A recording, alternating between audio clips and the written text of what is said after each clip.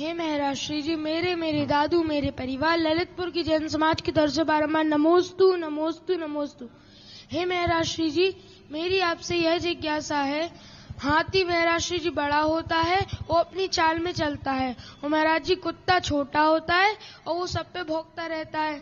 महाराष्ट्री जी, हाथी का ऐसा क्या पुण्य है और स्वभाव है कि वो उसको हर मांगलिक कार्य में बुलाते हैं, और कुत्ते का ऐसा क्या पाप है और उसका स्वभाव है कि सब उसको किसी भी मांगलिक कार्य से भगाते हैं।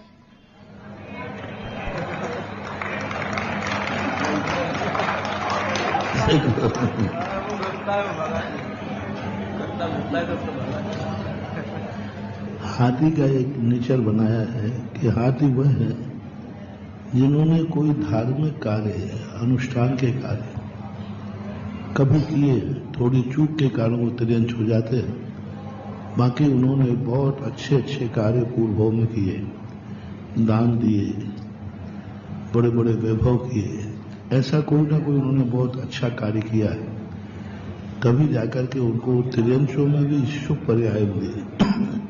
सब उनको अच्छी दृष्टि से देखते, उनका शगुन भी होता है। हाथी को गजराज को शगुन माना गया, स्वप्नों में भी गजराज के लिए शुभ माना गया।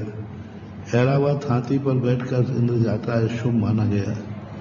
तो ये उसके नेचर है, पूर्व भाव का पुण्य तो है ही, लेकिन वर्तमान में उसका सबसे बड़ा नेचर है कि वो इतना भद्र होता है और सारे हाथियों में समझदार होता है।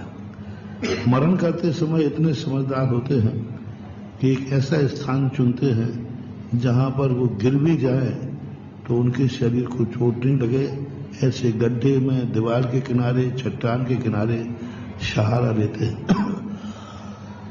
इनके नेचर के संबंध में नेट में काफी मिल जाएगा, लेकिन शास्त्रों में इसके लिए बहुत शुभ कहा, मांगलिक कहा, और इसका नेचर जो भी उपमाएं दी जाती हैं, हाथी की उपमाएं दी जाती हैं। हाथी का अर्थ है, हाथी किसी की परवाह नहीं करता, वो अपनी मस्त चाल से चलता जाता है, ना उसे आगे वालों का डर है और ना पीछे वालों का डर है।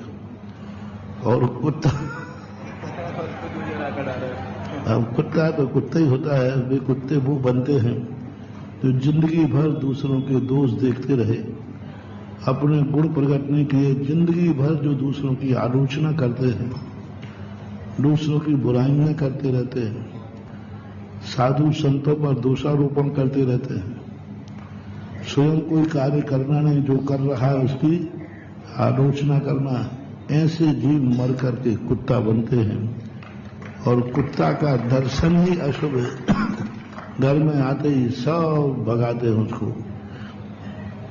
तो वो अशुभ का बहुत जानवरों में सबसे निकृष्ट माना गया, सांप से भी ज्यादा निकृष्ट कुत्ते को माना गया, क्योंकि कुत्ता जो होता है वो वफादार तो होता है, लेकिन वफादार का अर्थ है नहीं कि वो कभी दूसरा टुकड़ा दिखा दे तो वफादार दूसरे का भी हो जाता है, लेकिन उसका एक गुण सबसे बड़ा है कि वो करता कुछ नहीं है और भौंकता ज्यादा है। इसलिए जब है तो अपन को तो हाथी बनना है, कुत्तों की चिंता नहीं करना है। आज देवोदय तीर्थ क्षेत्र के लिए जो अगवानी प्रारंभ हुई है, उस अगवानी में जो गजरा